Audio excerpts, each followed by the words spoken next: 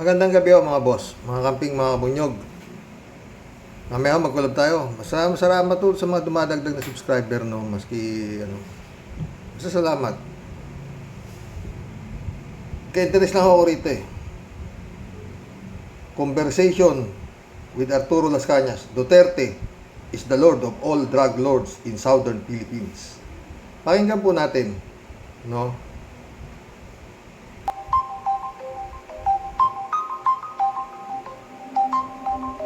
Napakinggan mo na ba ang latest interview kay Arturo Las Cañas, yung dating police at original member ng Davao Death Squad? May pasabog tungkol sa Shabu Factory sa Davao at sangkot daw si former President Duterte. Pakinggan dito sa interview ng Verifals columnist na si Antonio Montalban.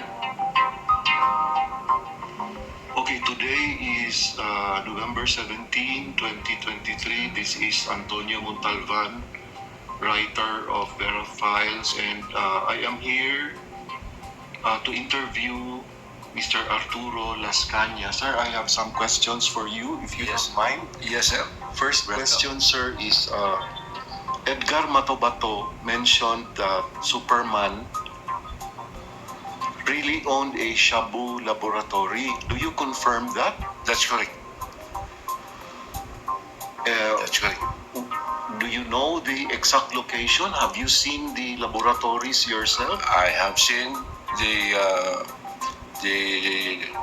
Domoy Shabu Laboratory for several times because I was instructed by Mayor Duterte before with Sunny Biliventura to escort an alleged Canfish factory delivered to the Toril Fishport Canfish Factory, ano?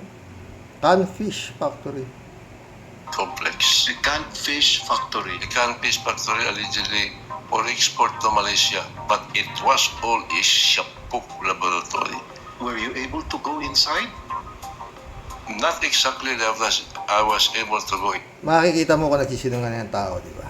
Ang tanong nung yung nagtatanong kay Arturo Las Cañas, nakapasok ka ba sa loob? Kung nagsisinungaling ito, dapat ang sagot nito, oo! Nakapasok ako mismo! Pero hindi. Ang sagot ni Arturo Las Cañas, mga boss, not exactly na nakapasok ako sa loob. Di ba? Go inside, but I was see Michael Yang outside when we talk about the extortion of the traffic police in the rural area in their panel delivered to the Toril Fishport. We delivered to the Toril Fishport more than 3 times. I see. It was all drugs. All drugs. Shabu. And one person told me, the owner of the shipping fleet that was rented by Charlie Tan, Mr. Cascabel. I do not know his first name. He said, told this. I do not know his first name, sabi niya. Kung nagsisinungaling to, di siyempre sasabihin niya, oh, kilala ko. Ito, I do not know his first name, sabi niya agad, di ba? Pero kilala ko. Pakinggan natin. Is from the drug shop laboratory of Duterte. Very sensitive. So the Shabu came from the Canfish Factory, and it was it was sent to the police. Disguise it as a Canfish factory, but it is a Shabu factory. I see. That's why Duterte ordered us, me, and Wilkins Villanueva to kill all the workers in the chemists of the Davao Shabu Laboratory. And I can pinpoint even up to now where I buried their bodies. Dinapatay daw ni Duterte lahat yung mga pati chemist ng Shabu Laboratory, ano? And I can pinpoint up to now kung saan namin sila nilibing. So, to inform all humanity, not only in the southern Philippines, in Mindanao or in the part of Davao City. Duterte is the Lord of all the drug lords in the southern Philippines. He is the most dangerous person in the southern hemisphere. You must know it. He is the most dangerous person southern hemisphere. Okinawa, Japan, no? Tuloy. Filipinos rise up. Filipinos rise up. And this catfish factory in Toril, was it the only Shabu laboratory in all Davao City? No, there is another Cebu laboratory. It was in Barangay Obrero. Barangay Obrero. Yes. That's what I know. Barangay Obrero and Dumoy Toril. Okay. That's it. So, Ba't niya sinasabi, no? Yun ang tataka ko doon. Ba't niya sinasabi ngayon? Ba't inilabas to? Magkakaroon ng investigasyon ng ICC, di ba? Di siyempre, lilinisin na. Ewan ko lang anong purpose ng Vera Files para nilabas to, no? there are two There are two. Shabu laboratories. Who operated the one in Obrero? In Obrero, it was Michael Yang. Also Michael Yang. Yes. The same with the catfish factory. Yes, Michael Yang and Charlie Tan. Charlie Tan. Okay. Yes. And you stand by this knowledge, sir. This is not just rumor or chismis. I stand it. Personally, I'm very much prepared to piece them piece to piece. Because I'm a Filipino, I have to defend my country. Not this kind of criminals, especially Duterte. I will fight them until the last of my breath. Okay. And Superman was aware of this, of course, the presence of these course. laboratories. Superman is aware of this. For the fact that he has a dragon tattoo at his back because he is Superman. May dragon tattoo pa raw sa likod si Digong because he is Superman. That is my evidence on him.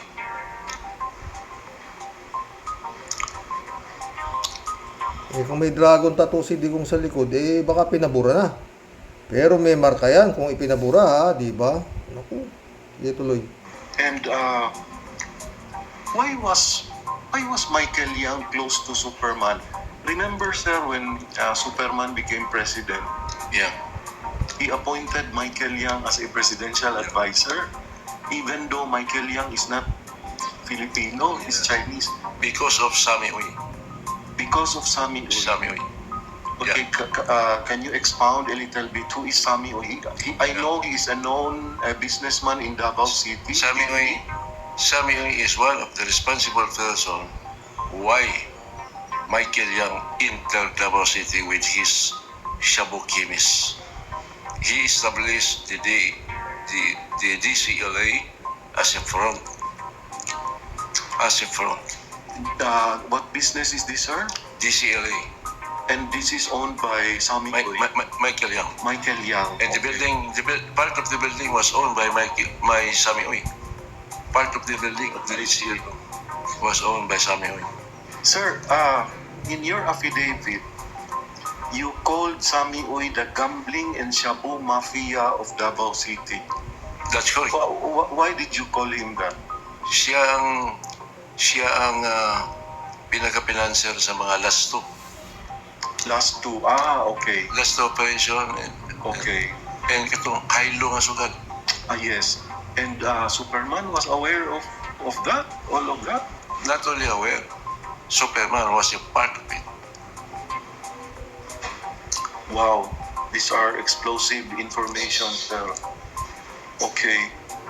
And one challenge to Superman, if he was telling the truth and against my words, why not face me piece to piece in the ICC? He's a lawyer. Yes. I'm not a lawyer. I'm just an investigator, but I can confront him. I can prove my case. Although you finished law. Though I finished law, that's it. I will challenge Rudy, my friend. I'm sorry. Nag-aral din siya ng abogasya eh. Hindi nga lang yata nakapasa ng bar. But I had to defend our country, not you.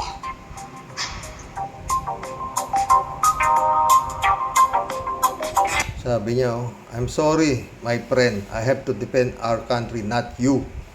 Sabi niya kay Digong, oh. Alam niyo, mga boss, no? Yun ang inaano ko nun. Nung lumabas si Superman. Kung magsalita siya, no? Galit na galit siya sa shabu. Galing Hinsaywar, eh. Medyo nagduda lang talaga ako nun, mga boss. Ginawa niyang economic advisor niya. Yun nga, Michael Yang. Nung nag-uumpisa pa lang ako nagbablog, inano ko na yan eh. Sa dami ng economist dito sa Pilipinas, kakuha-kuha mong economic advisor, hindi mo pa magkaintindihan, inchik pa. O, di ba? Natatandaan ninyo nung inaano si Michael Yang tungkol doon sa Parmali, di ba? Ni Gordon. May interpreter pa eh. Oh, dahil hindi sila magkaintindihan ni Gordon, di ba? Oh, kukuha ka ng economic advisor mo, hindi pa Pilipino, inchik pa.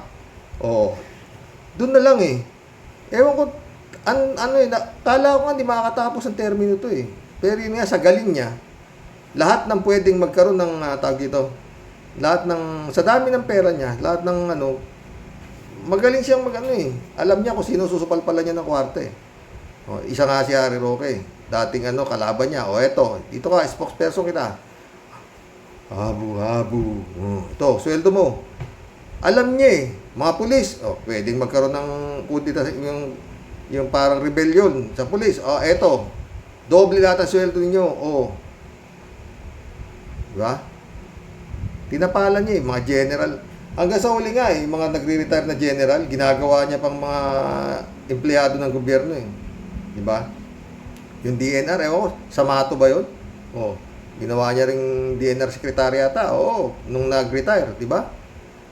Alam niya kung paano eh. Siyempre, mga general, akin kayo, mga general, may papalagbang mga, siyempre, mga lower rank, susunod kayo doon sa general. Especially, mga private na, wala na, di ba? Ganun ng militar eh, di ba? Kung ano sabihin ng general, susunod kayo eh. Ang problema, yung general, susunod sila doon sa mga nag-appoint sa kanila. Yun ang nangyari sa panahon ni Digong. Tsaka yung isa pang dyan, eto, si Kibuloy, ginawa niya spiritual advisor. May sweldo rin yun, siyempre, di ba? Advisor din eh. Tapos yung nilabas na matrix, yun ang tinatanong ko noon. Mga narco generals, mga narco politician, mga kung ano-ano, ito mga pangalan, binasa niya. Yun nga tinatanong ko nung nagbablog pa ako eh. Sino nagbigay kay Digong nung mga listahan na yun? Wala eh. Basta hawak niya, galing sa reliable source. Sino? Source na naman. Pinaniniwalaan niya ng todo. Di ba? Wala naman siyang napakulong yata ron eh. Mga narco general na sinasabi. Sa si Luot, si Garbo. Sabi niya yan, may mga judges pa. Ang pinagtataka ko lang, hindi siya binalikan ngayong wala na siyang immunity from suit. Dahil sinira niya ang mga pagkatao nun eh, di ba? Marami pa nga namatay. Patay. Yun yan eh, mga boss. Taki mo, sinama ka doon na drug lords, mga drug lords kayo, meron pa yung yung pumunta mismo sa kanya, sa Malacanang, tan yata, hindi ako yan. Maraming tan. Pero nawala na rin yun, yung tan na yun, Yun ang ko dito, mga friend, Tsaka yung mga sinasabi na rin ng mga MPA, CPP, kung ano. Di ba na meron nga retrato, pinapakita si Kapersi noon. Mabuhay ang MPA. Tsaka yun nga, yung mga rebel returnee, sabi ni Matabato, yun ang mga kasama nila, ginawa ni Duterte hitman. Sumusweldo sa gobyerno. May interview si Matabato eh. ang ganda ng interview ni Matabato, dire-diretso rin eh. Alam niyo, napakahirap pong magsinungaling. Totoo. Lalo na, si Matabato, tatanungin siya, dire-diretso siya, pati kung ilan ang napatay niya. O kung saan. Lahat eh. Kaya ewan ko kung lulusot siya. No? Anyway, ICC na bahala dyan. Pero yun nga, sa ngayon, ang takbo na ito, para kay Bongbong, tsaka sa gobyerno ni Bongbong, ICC is the key. Oo. Kung hindi siya makikirejoin, pero, napaka ano naman, sirang-sira na ito para proteksyonan pa eh. Di ba mga boss? Kita niyo yung mga congressman, nilayasan na siya. Parang si Digong as of now, kiss of death eh. Pag dumikit ka sa kanya, sira ka. Diba? Ay, mabalik tayo doon sa ano kanina. Yung mga abogado ng SMMI, na nagsabi na itong si hindi raw ang may-ari, si appointed Sanabagan, Suaraso daw. He's just a black timer, Parang ganun, host, Andali. Pinito. Medyo ang pakiramdam namin binubusalan kami. Sana wag naman. Sana mali ako. Pero ang feeling namin, parang nilalagyan kami ng busal dito. Ito ang pakiramdam ng legal counsel ng SMNI na si Attorney Rolex Suplico kaugnay sa mga resolusyon na inihain sa Kamara laban sa TV Network. Isa si Attorney Suplico sa mga humarap sa pagdinig nitong Huwebes, Nobyembre 30 sa pagdinig ng House Committee on Legislative Franchises na pinamunuan ni 2nd District Parañaque City Congressman Gus Tambunting. Siyempre, papatawag ka dito, yung mga congressmen yan eh. Mga leaders yan ng ating bansa. Mga powerful persons yan dito sa Republika ng Pilipinas. Tapos papatawag ka dito. In fact, nakita mo yung invitation, kami lang eh. What is so special about Suaraso? Sikat kayo. Kaya kayo lang ang pinatawag. Ganun lang kasimple yun. Sikat kayo sa ka-fake newsan, di ba? What is so special about Suaraso? Bakit di nga kayo sikat Kongreso ang inaano nyo? Sige, tuloy. Kasama din sa mga legal counsel ng SMNI na humarap sa pagdinig si Attorney Mark Tolentino. Anya, welcome para sa kanila na sagutin ang mga alegasyon laban sa SMNI. We feel motivated. Naipakita namin na yung motto ng SMNI, naipakita ang katotohanan. So we feel motivated, we are inspired, lalo na sa mga televiewers namin to prove that truth matters. Yung motto namin na ang katotohanan lang ang ipapalabas sa news and high degree of professionalism. So yun ang nakita namin, hindi yung harassment. Kasi yung harassment, the word, maybe may harassment or not. But sa amin, we consider it as an inspiration and challenges na lalong palakihin, lalong pagandahin ang programa ng SMN. May nakalimutan ka, Torne. Lalong palalain. Walang lalong palalain. Wow! Si Torne Enzo. Alam niyo mga kabunyog, ayaw ko na sanang dinidiscuss to. Kaya lang, kailangan malaman niyo to kung kaano nakatin... Siguro napanood nyo na po yan. Yung galit ni Atty. Enzo, no? Basta bunyog tayo, party list, o mga boss, Etong programa na to, no? Ewan ko talaga, gaya paulit-ulit ko sinasabi, pag ito hindi natanggalan ng prangkisa, may diferensya ang Kongreso. O other way around, takot sila kay Digong. Kay Digong yan. Sabi nitong dalawang to, hindi kay Duterte, hindi kay Kibulog yang SMMI, sa Suaraso. Sila raw hindi raw nila alam kung ano sasabihin ng kanilang mga host at kung ano itatanong nila sa mga guest, di ba? Mga ganyan, kung ano mga sasabihin ng kanilang mga host. Simple. Ang tagal-tagal na niya naka-ere. Di ba? Alam niyo na mga pinaggagawa niyan. Ang mga abogado kayo. Tapos ngayon, sasabihin niyo black timer. Ikaw ba programa ng telebisyon? Kukuha ka ng mga ganitong klaseng anchor o mga host? Si Celes, ano si Celes? Aminado siya na siya isang MPA dati daw, dati. Dating MPA, kukunin mo host. Si Kibulog naman, kukunin mo black timer, wanted sa FBI.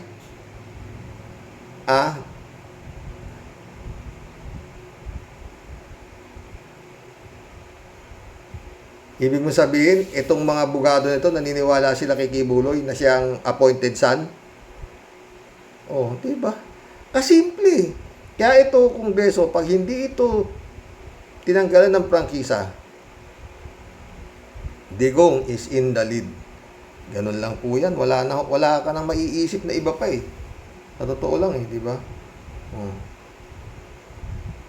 Nabalik tayo dito sa ano. Droga.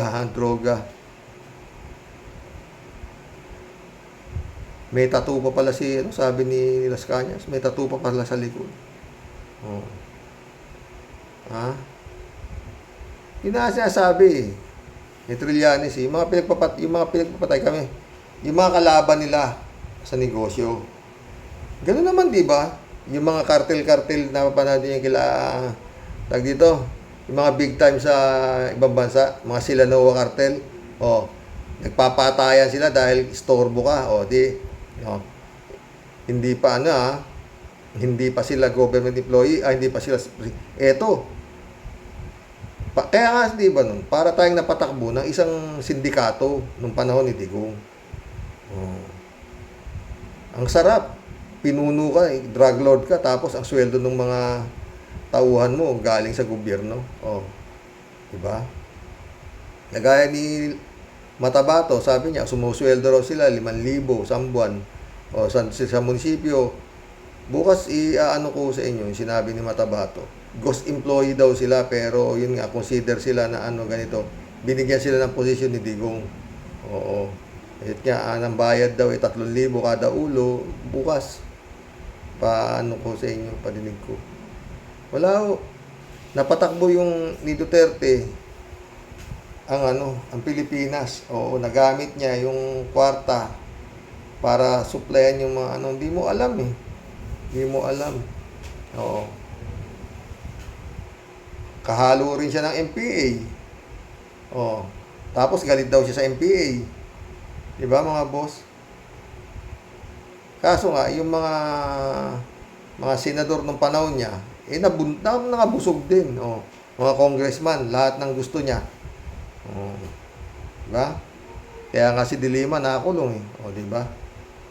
Yung napakulong niya dahil nga, talaga sinira niya, dinurog niya, mga preso, naging testigo. Lahat pumwede nung panahon niya, basta sinabi niya, pwede. Lahat kampi sa kanya eh. Diba? Kaya nagkaganon. Pero ngayon, yun na. Kaya nga si Macoy, si His Excellency, pag hindi niya nag-rejoin sa ICC,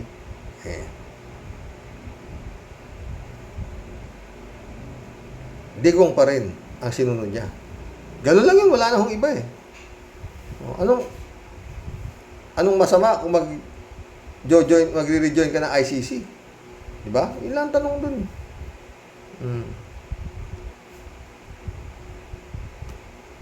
Ulit-ulit. Makabubuti ba o makasasama? Kung hindi ka makikikooperate sa ICC, makakabuti ba sa Pilipinas o makasasama? Di ba? Pinroteksyonan mo yung hinahabol ng ICC para makapag-register ka rito. Ilang tao? 4 yata. Si Bato, si Bongo, saka si Sara, saka yung tatay niya. Kontra sa libu-libong nangamatay nung panahon ni Duterte. Ganun lang kasimple mga boss. Mag-collab na po tayo. Kaya inaano ko eh. Si Erap mahina. Bakit? Ang tumistigo lang sa Senado nung panahon ni Erap, si Chavit Singson eh. Di ba?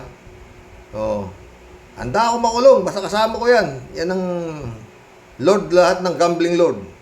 Wala pa akong siya buron tungkol lang po sa sugal. Eto lahat, pati tinuturo siya. Napatalsik si Erap dahil lang kay Chavit, totoo yan, di ba? Napanood niyo siguro yan. Nasubaybayan ko yan eh. Awang-awa kay Ilog. Ito sa likod sa Pasig River yata dumaan si Erap eh. Mga boss. Ba? Wala, mahina si Erap eh. Hindi niya natapalan yung dapat tapalan eh. Hindi kagaya ito si Digong. Ba? Alam niya kung sino susupalpalan. Mga sir? Ruel Cabarlo, shout out. Welcome to the club. Hearing sa Tuesday, sana Wednesday, di na sila makaka-ere pa. Turado ka naman, Ruel Cabarlo. Basta yan, pag nabigyan pa ng prangkisa yan, hindi na kansilado yan. Digong is in the house pa rin. Danilo Santos, shout out. Sa tansya ko, Boss Rox, parang may balak si Digong at Pacquiao na guluhin ang Mindanao.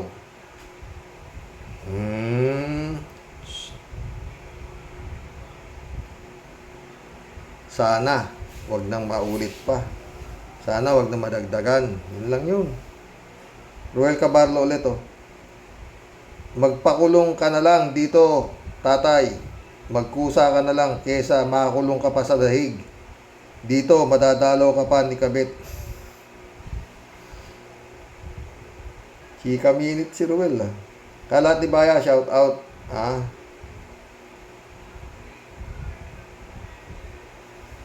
Hello, Miss Akira Milos. Great weekend. Sabi ni Kalati kay Akira.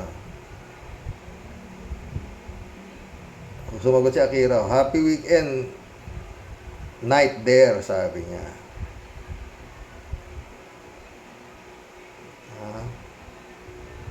Kalat ni ulit, oh. Good evening, Karoke. Bombatchoin mo na, Karoke. Be well, Mama Bear. Okay pa si Mama Bear. Okay lang siya. Okay lang talaga siya. Hindi pa rin na-schedule. Ang tagal, eh. Boy Rasek. Welcome to the club, Boy Rasek. Ang daming lugar naman na pwede nilang bombahin. Bakit yung MSU pa? Andyan naman ang bahay ni Kibuloy, SMMI Station, bahay ni Duterte, o kaya mga bahay ng mga gagong senador at mga bahay ng siraulong kongresista. Ay, naku. Nakakapanlumo talaga ang ganitong mga balita. Ingat po na lang dyan sa inyo, dyan sa Pinas, Karox. Wala ka pala sa Pinas, buti ka pa, wala ka dito sa Pinas. Lita Alambat, shout out. Hindi ka mali, sabi. Sabi ko nga pa doon sa vlog ko kahapon, sana mali ako. Tama nga rin ako, Lita. Lita Alambat ulit, oh. Sa lupa nga ang impyerno. Ito sinabi ko sa inyo, ito ang impyerno.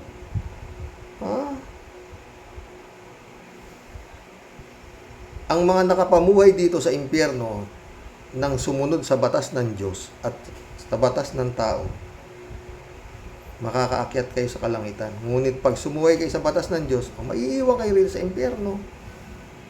Ganun po yan. Shout out Jun Lagon, my friend. Pel Abot, shout out, ha. Nanggugulo mga tao. Nagugulo mga tao ng demonyo para hindi pumasok ICC. Lahat gagawin para maharang ang ICC. Ay, ako. Rolando Resco, shout out. Si Bulaang Pastor, huwag mo kaming idamay sa mga kalokohan ninyo ng mga kampon ng kadiliman. Galit si Rolando Resco. Pel Abot ulit, oh. Pel Abot ba to o Pelabot? My friend, sabi niya. Lisa lang may utak niyan. Lahat guguluhin para iisa lang may utak niyan. Lahat guguluhin para matakot ICC. 3 tao lang nagpapagulo sa ating bansa. Maalis lang si Digong, Sara at Kibuloy, tatahimik na tayo. Sana.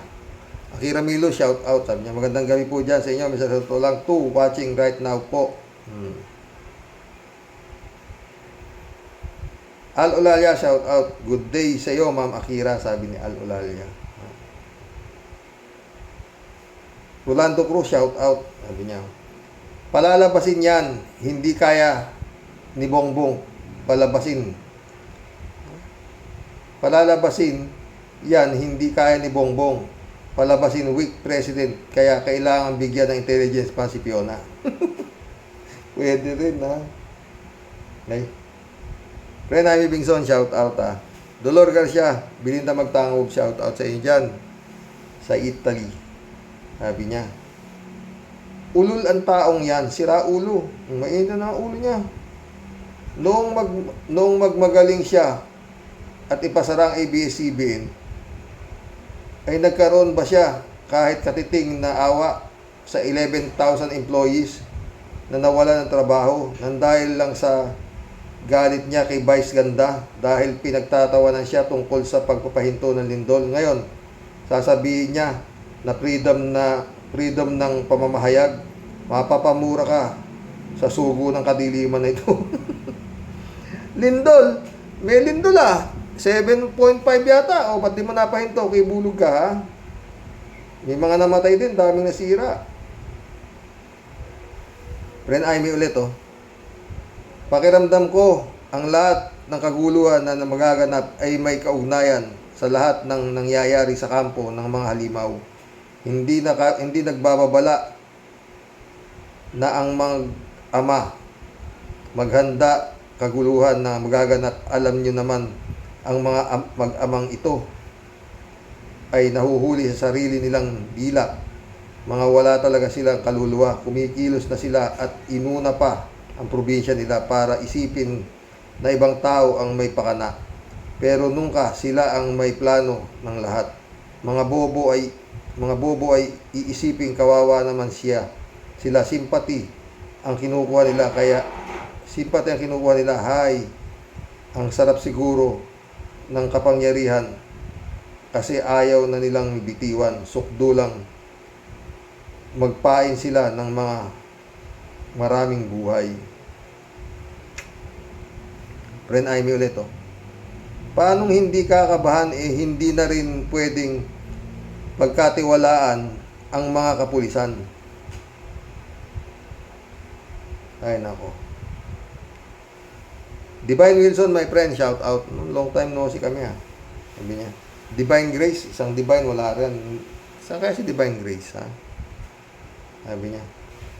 Hindi ba si Matabato sinabi na inutos ni Digong na bombahin ang mga moske sa Davao bilang ganti pagkatapos binomba ang isang Catholic church? Ngayon, nagugulo sila dahil sa pakana sa pagkakaalis ng confidential fund ni Sarah. Divine Wilson ulit, Baka sabihin na naman ni Pastor Kibuloy, nakita niya may mangyayari at nagbigay na siya ng babala. Malayo. David Alvin Mendoza, shout out. Sumagot siya kay Divine. Nakikita po ni Pacquiao ang mga mangyayari kasi sinasabi ng puon nila na bibigyan daw ng gulo ang gobyerno natin. Pinuno na nila ang salop. Naghihintay na lang na may kakalos. Ang problema, sana nga kalusin na. Romano Dumlao, welcome to the club. Romano Dumlao. Bakit hindi napigilan ng adopted son ang lindol at pagsabog sa Mindanao? Magandang tanong yan. Tanong natin sa kanya. Sabi nga niya, God have mercy on the Philippines. Pag napasara raw yung SMMI, okay na ako dyan. Emiliano Tagudin, welcome to the club. Xerox, your guest is as good as ours.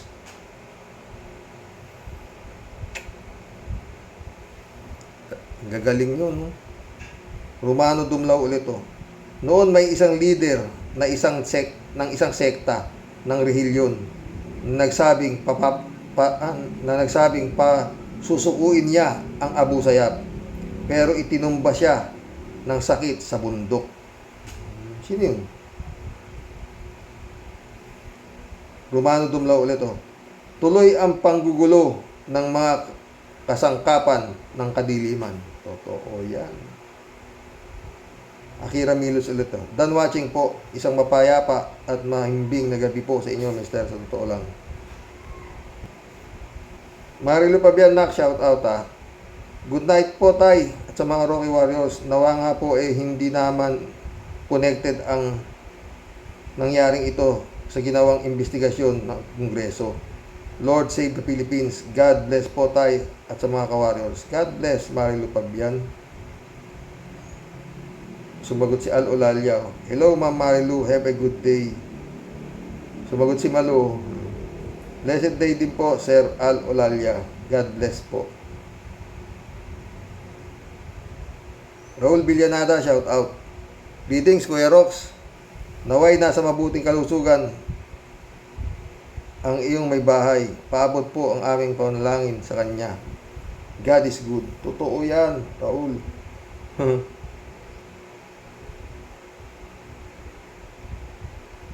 Raul Villanada ulit, oh. Pagsabog sa MSU, likha ito ng mga taong biyaheng impyerno. 11 na raw po ang patay. Dati 4 lang, di ba? 11 na po. Ayon sa balita, ha? Walang kamalay-malay, oh. Nagmimisa po yun, nagmimisa. Gusto pang madamay, malaking pagkakamali. Sila lang ang papuntang doon. Awa ng Diyos ang pagligtas ng kaluluwa ng mga biktima. Raul Villanada ulit, oh. Nakakagalit ang mga ganitong pangyayari. Nadadamay ang inosente. Totoo yan. Silvano Silva. Welcome to the club, Silvano Silva. Huwag magpasindak. Managot ang mastermind. Renato Messina, shout out. Tama yung haka mo, Karox, tungkol sa pagsabog sa MSQ.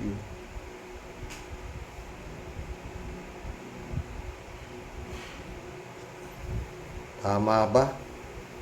Ako nga, sana nga mali. Dahil kung tama ang hinala ko, ay marami pang sunod yan. Kaya nga sana mali ako. Diba? Marami pa akong inosenteng buhay na madadamay.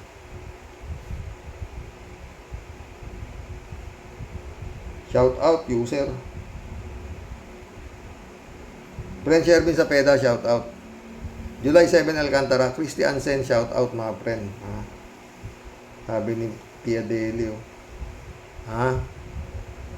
My heart and prayers goes out po to the recent killing in unmerciful deeds of evil people behind all of this po. Si Rox, so heartless and so cruel, so sad.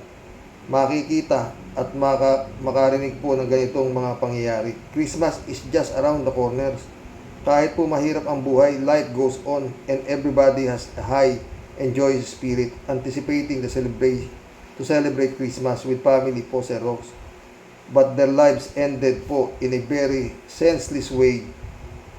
Unimaginable po, Sir Rox. Sobra na pong nakakatakot na basta-basta lumabas at magpagala-gala. Totoo yan, kaya nga sabi ko, di ba? Ang bayan po natin ay pinamumunuan at nasasakupan po ng puro mga halang ang bituka at kaluluwa. Let's just continue to pray po, Sir Rox. Let's keep the faith and trust to God. Whoever behind all this will suffer and pay the consequences po, Sir Rox. Whatever the reason, power, money, political issue they may have. Wala po silang takot talaga sa Panginoon. Wala silang Panginoon. Baboy na nga ang Panginoon dito lalo dito kay Kibulog na to. Sobra niyang binaboy ang Panginoon. Ang dami namang tangang naniwala kasi. They should be the one to be buried alive. Kasi po, puro sila mga impacto. Para po sa akin, Sir Rox, sobra pong nakakalungkot. Mga wala pong alam at inosente pong mga nadamay. Mga estudyante lang Friend Shervin Mga namatay po. Sa mga namatay po, may all your departed soul rest in peace with the Lord. Sana lang po, Sir Rox, wala pong susunod. Yun nga Kaya nga sabi ko, Friend Shervin, sana mali ako Dahil kung tama ako, baka marami pa. Mag-ingat po tayong lahat. Dasal at tiwala po tayo. God is still in control and His power will move in a very mysterious way. God bless po sa ating lahat and good night po. Good night, my friend. May sumagot eh. Ay, si Alolalia. Shout out, Tia Deli. Good day to you po, sabi niya.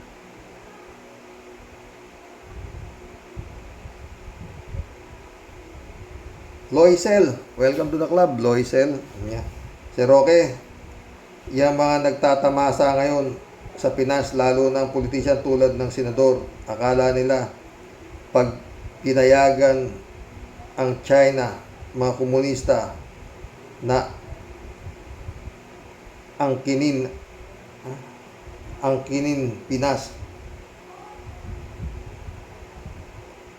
ito, magsipsip sila, mga sipsip sila, baka gawin sila na magsaka sa mga kinamkam ng mga isla. Komunista, kukumpiskahin ari-arian nila.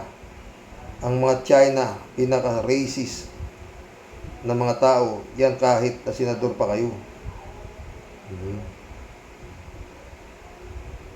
David Alvin Mendoza, shout out ha.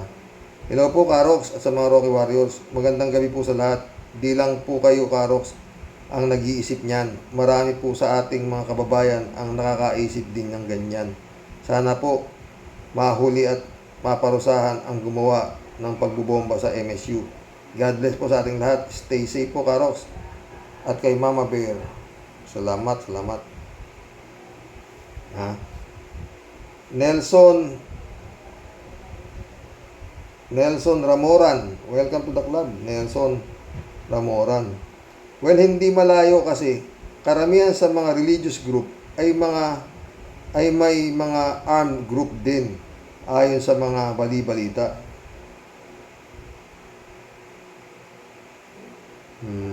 Ito. Yan mo si Senyor Aguila. Oh. Ha? Ano raw siya? Reincarnation ng Santo Niño. Tapos yung training doon sa bundok. Oh, mga bata pa, tinetrain na humawak ng armas. O makipaglaban. O.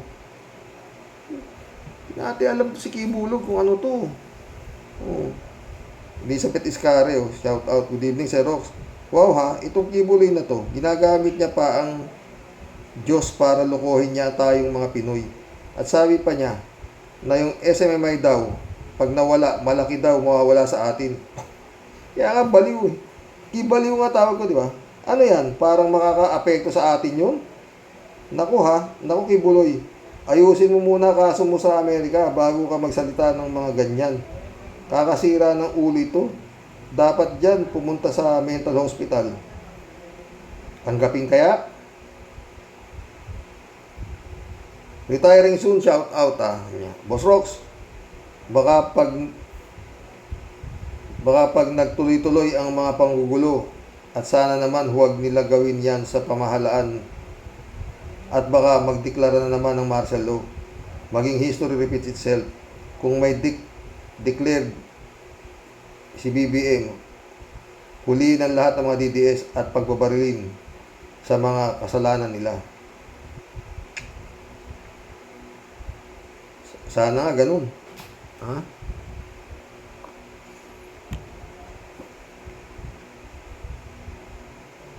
Sana nga ganun.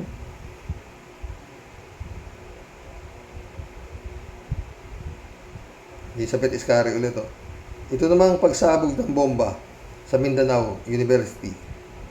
Sa misa, huwag naman sana ito mangyari sa buong Pinas. Ang tingin ko dyan, may koneksyon din ito para takutin tayo at administrasyon para maging magulo at mabuhay muli ang terorista na may uhulihin silang suspect. Ang hirap dyan, baka gawa-gawa lang yan. Yung gusto sirain ng administrasyon, baka lang. Aris, shout out Aris. Parang pasaring na banta ang sinabi ni Pacquiao. Pananakot ba ito? O ito ay ang kanyang ipinagawang milagro? Ang kagimbal-gimbal na nangyari sa Mindanao, mahirap mang intindihin pero hindi nakapagtataka dahil ang demonyo daw, pag may ibig sabihin, ito daw ay dinadaan sa palikulikong wika para makapangbiktima. Kung totoo man ito, kasangkot din kaya ang hari ng mga demonyo sa Davao? Huwag magagalit ang mga demonyong sabi ni Eric Celis, tanong lang ito. Ang galing nitong Aris. Wala namang ano nga dito sa grupo na to eh. Puro magagaling talaga eh. Oo. Libra Girl. Tagal ni Libra Girl na wala. Karoke, kailangan na po talagang makakuha na ICC, ang Lord of all drug lords, at ang Diyos ng FCMI. Yan po ang sakit ng lipunan ngayon. Nag-uumpisa na sila dahil wala na silang lusot. Guguluhin nila ang administrasyon ni Marcos. Kapatid naman ni Marcos ang nagsabi, si Jaime. Gusto nyo ng basag ulo yan? Gusto nyo ha? Sabi niya. Elizabeth Iscari ulit. Sir Rox, sana ho magkaroon tayong lahat ng oras para magdasal sa katahimikan ng ating bansa. Huwag sanang manaig ang kademonyuhan ng masasamang nilalang sa buong mundo. Let's us pray. God help us and protect us from evil. Amen.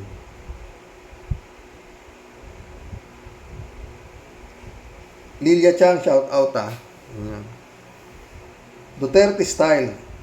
Gawain niya yung suicide bombing sa Mindanao. Di ba may isiniwalat si Las Cañas na si Duterte ang utak sa pagpapasabog sa mga simbahan at moske sa Mindanao? Hawak din niya mga bandido. Kaya wag nating baliwalain ang mga banta ni Digong. May sapak yan. Si Praning Duterte Praning nga eh. Ganit si Lalia Chan. Librado Ludovico, shout out. Napanood ko po yan, Karox. Sabi nga ni Ka Enzo, walang kagatul-gatol, walang malaking malaki na talaga ang sapak nitong si Pacquiao. Blessed Sunday morning po, Karox, watching from Edmonton, Alberta, Canada. God bless po and stay safe and healthy. Stay safe, Librado. Jural Jelly, Rohan Jelly, shout out sa inyo dyan sa Canada, no? Jeff Ramos, shout out ha.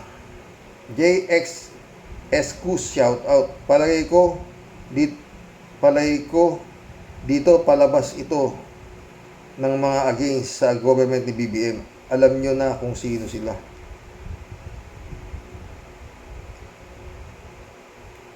Siyempre. Jing Serdenya, welcome to the club, Jing. Huwag nang magpakatanga.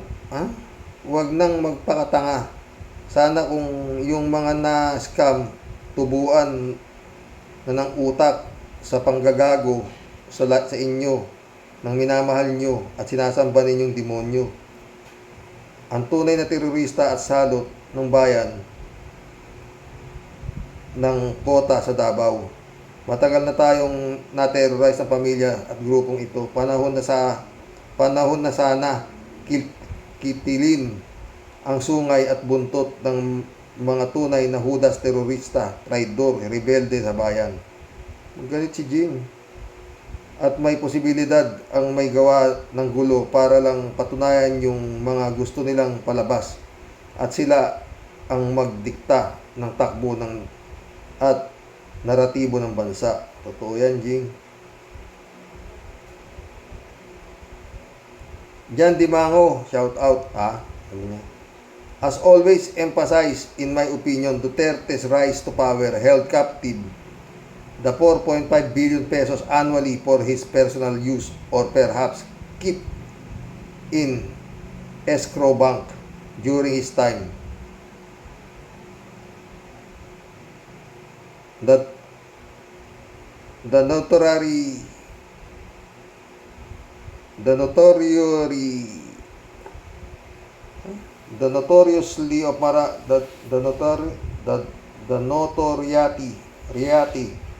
of Marawi seeds, the rampant smuggling, drugs, etc. has proliferated even up to this time. Where is that 4.5 billion confidential fund go?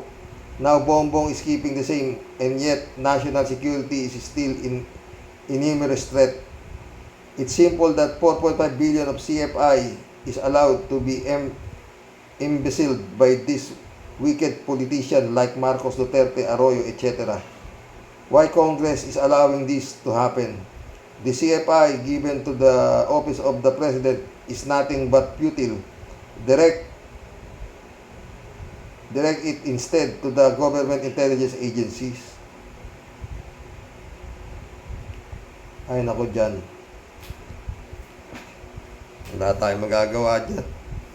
Wala, pinaghalo pa nila yung Duterte Marcos, lalo nagkalitsi-litsi.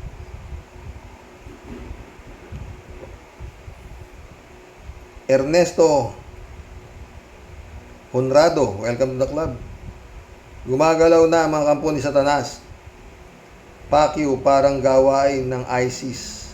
Inamin naman ng ISIS sila daw. Ha? Kala ko ba wala na? Kala ko ba nilinis na ni Digong? Ang lalaki ng confidential pa ninyo, mga intelligence pa niya, kung ano-ano. O ano yan ngayon? Ay nako Lord, have mercy. In the Philippines, Alolaliao, maraming pera si Digonggong at Kibuloy. Kaya nilang lumikha ng mga insidente, di ba? Panahon ni Digong, pinulbos ang Marawi. Tama ka, Sir Roque. Dapat magdoble ingat ang mga mamamayan nandito sa lupang impyerno at naglipa ng mga demonyo. Hope sana laging maganda ang araw natin, Sir Roque, at sa mga ka-warriors. God bless us all. O, di naniniwala na kayo na nandito impyerno? Andito rin ang paraiso. Pag maharami kang pera, paraiso. Kaya lang yung iba, walang kasiyahan sa kwarta. Mga Okinawa, Japan. Elena Lebron, welcome to the club. Sabi niya, huwag tayong matakot sa mga bomba na yan. Dapat mag-alerto sa buong paligid. Ako noon, saan man ako magpunta, palagi akong namamasid sa galaw na kilos sa paligid ko. Bumili talaga ako ng detector para sa mga bomba. Iba ang detector sa mga ibang bagay. Ang bomba, iba ang testing. Kami ang tunog ng detector ganito, parang relo, tik-tak, tik-tak. Dapat apat na beses basta mag-ready weapon. Yan ang sign kung marinig mo ang tunog na yan. Mag-report ka agad sa mga pulis at i-describe mo ang tao kung anong suot, kulay, lahat-lahat, at huwag mong siyang tantanan hanggang may dumating na pulis, sabi ni Elena. Joaquin Mesa Jr., shout out Lindol, ipadala ko. Ibig sabihin ni Q, sunod, bagyo, baha, etc. Sa district appointed sa Nabagan. Renato Messina ulit to. Gagong Kibulog, sinong maraming sinasabi mong maraming sumusuporta sa istasyon mo na SMI, ala nang nanonood sa'yo, kundi mga followers mo, ungas at kampo ng demonyo ka. Galit si Renato Messina. Eli, shout out sabi niya. Tama ka, Sir Rox, sa hinala mo kung sinong may gawa niyan. Sa laki ng naitagong pondo ng gobyerno, hindi malayong magtayo ng grupo ang mga yan. Magtayo? Baka nakatayo na, matagal na. Sherry Jaser, shout out. Ano ba yan? Nagsisimula naman yung ganyan. Kawawang mga inosente, mga walang kaluluwa, talagang gumagawa niyan. Parang parehas tayo ng hinala, Karox. Diyos na mahabagin, gabayan mo po sana ang Pilipinas. Shirley Jaser ulit, Karox. Sabi ni Armandin, 30 na daw po ang namatay. Yun nga, yun na malungkot Cassandra Daisy, shout out Ang gumagawa sa pagbomba na yan ay hindi nagsisimba at walang takot sa Diyos. Sino ba ang kaaway ng Marcos administration ngayon? Di ba yung natanggalan ng confidential fund at ngayon under investigation ng fake news? Mga Congress, do what it is right for the Filipino people. Now, bago ang bago ang mag-ama na yan maging presidente at vice president using the bottomless money of China at mga ninakaw nilang pera sa mga Pilipino. Christian Cheng, shoutout na ka. Wala si 3JC pa. Siguro busy na naman yun. Sabi niya, shoutout 3JC Hope. Sabi ni Christian Cheng, sa totoo lang po, talaga, nasusura ako. Marinig ko lang ang bunganga ng hudas na yan, Kibudoy. Hello po, Tyrox. Shout out din sa mga ka-warriors. Sabi ko na nga po, alam na dis ang may kagagawan ng pagsabog sa MSU. Christian Cheng ulit, oh. Talagang MSU pa ang tinarget. Tinarget nila, di po ba tay? Recently, super duper mga tao dyan. At dyan, isinasagawa ang event, crowded ang mga solid supporters sa Madam Philippines Legit President Atty. Leni Robredo. Ang may kapasidad na pwedeng gumawa niyan, yung mga terrorist na nagtatago sa maskara. Totoo yan.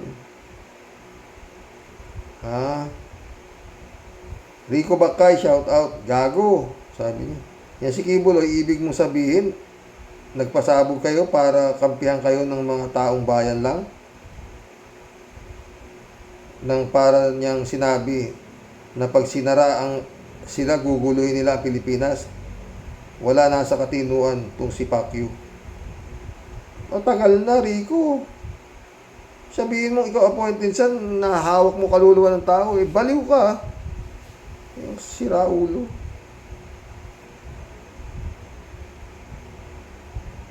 Bernie Jelly. Welcome to the club. Suicide bomber. Yan, sabi niya. Christian Cheng ulit, oh. At yung pahayag naman ng otoridad, anong huwag mabahala sa mga nilalang? Ayos ka lang ba? May mga natigok na sa mga sugatan at yet sasabihin ninyo, huwag mabahala. Tyrox, yung sinabi niyo po, tama po kayo at correct. Ano po ang naglalaro sa isip ninyo? As good as mine po. Nagapang ang mga galamay niya, then siya piling inosente. Pag nagsasalita, walang kagatul-gatul. If wala sarili isip, makukumbins ka talaga. Totoo yan, Christian. Yung nga sinasabi ni Atty. Enzo eh. Hindi raw kumukurap kung magsalita eh. Christian Cheng ulit, oh. Bilang pangwakas po, Tyrox, gusto ko po magbigay ng opinion about po sa mga comment ng iba. Nasasaludo ka mo sila sa SD card fake president pag pinapasok ang ICC. Well, ako po no way. Kasi bilang nandyan sa pwestong kinaluluklukan niya, kumbaga SOP yun, na sa ayaw at sa gusto niya, papasok talaga ang ICC. Period. ICC. Pero di ibig sabihin na extra na Marcos ang talagang may power dyan. Thank you po, Tyrox. More power po sa inyong vlog. God bless po. And get well soon po kay Mother Dear. Oo, nakalap niyan. Shout out, Adorasyon Di Maranan. Boyong Kong Balong, shout out. Baka nandito si Balong. Sabi niya po, Maynila eh. Mirna Regalado, shout out Evans Caloonanak, shout out. Brother Eli Asisio, shout out. Oy, mission accomplished mga boss. Hanggang bukas po ulit. God bless. Good night.